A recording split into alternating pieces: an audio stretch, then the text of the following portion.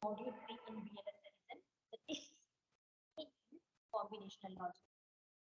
So as we know that whenever we are transmitting a signal from one place to another place, it takes some time and we can call it the delay in terms of seconds or it may be a seconds. So in this module, we will going to discuss about delay, the various types of delay, and also we will discuss about the combinational logic circuits. So before moving into the subject, so what is combinational logic circuit? As we know that the combinational logic circuit is nothing but it is a circuit in which the output depends on present as well as previous value. The combinational logic circuit is such in which the output depends on present as well as previous value. So next we're going to see in delay. So we're going to see the introduction to delay, the transient response, RC delay model, the linear delay model, logical effects of paths.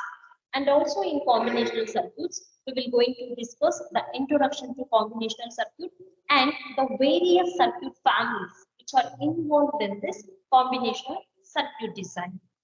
So first we're going to see what is delay.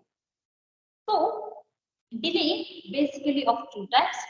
The first one we can call it as propagation delay and the second one we can call it as contamination delay. So what is this propagation delay? So propagation delay is nothing but time from last input change until the last output change.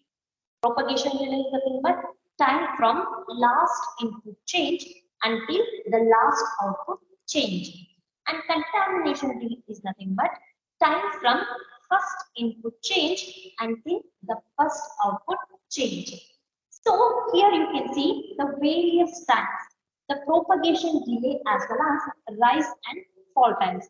The first figure which shows the propagation delay as well as contamination delay times, and the second figure which shows the rise time as well as fall times. So first let us discuss what is this propagation delay time.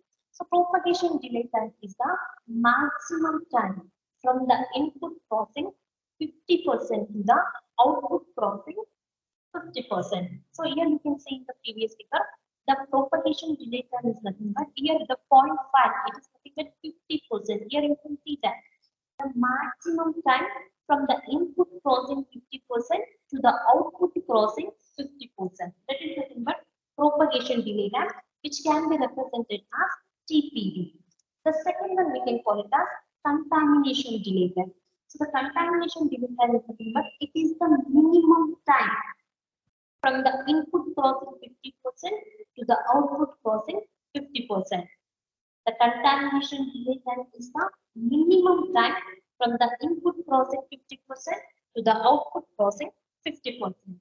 The third one we can call it as rise time, which can be represented as TR. So TR is nothing but time for a waveform to rise from, you can see that, to rise from 20% to 80% of its steady state value. Time for a waveform, here you can see this is nothing but TR, that is nothing but rise time. You can see that it is the time to rise from point to point A, which means 20% to 80% of its steady state value. Next, we have fall time that can be represented as TF. TF is it is the time for a waveform to fall from. So here you can see something but TF to fall from 80% to 20% of its steady state value. Next, we have one more thing that is nothing but edge rate. Edge rate can be represented as TRF and which can be given as TR plus TF divided by 2. Next, we're going to see slack. So what is the slack? So slack is nothing but it is the difference between required as well as arrival time. Slack is nothing but it is the difference between required and arrival time. For example, if the train reached to Delhi, the required time is 10 seconds, but the train arrives at 8 seconds. The difference is 2 seconds. So this is nothing but a slack. So slack is the difference between required as well as arrival time. So mainly we have two types of slack. The first one we can call it as positive slack, and the second one we can call it as negative slack.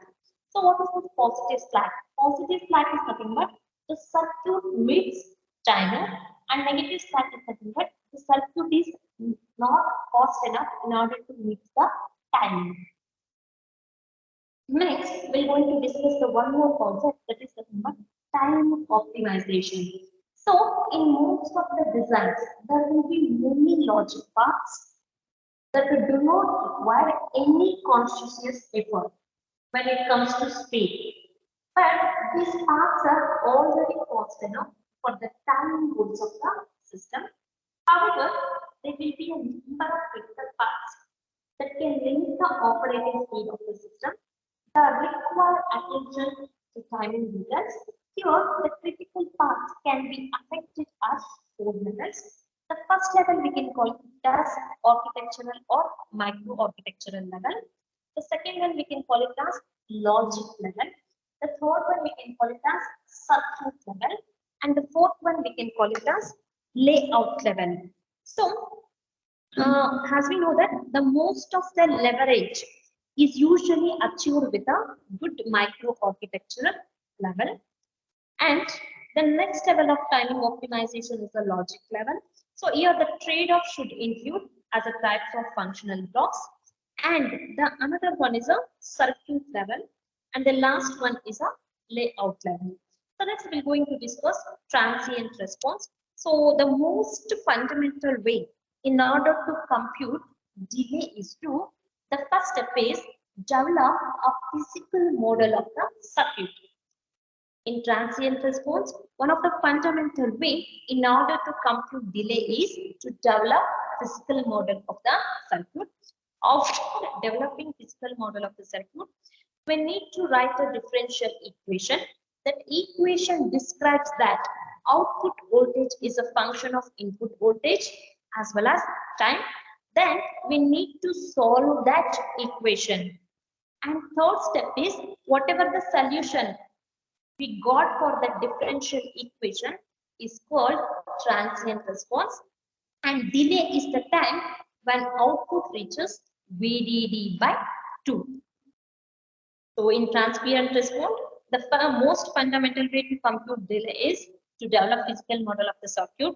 The second step is we need to write a differential equation that describes output voltage is a function of input voltage as well as time, and we need to solve that equation. The third step is whatever the solution that we got for that differential equation is called transient response, and delay is nothing but when the output reaches VDD by 2.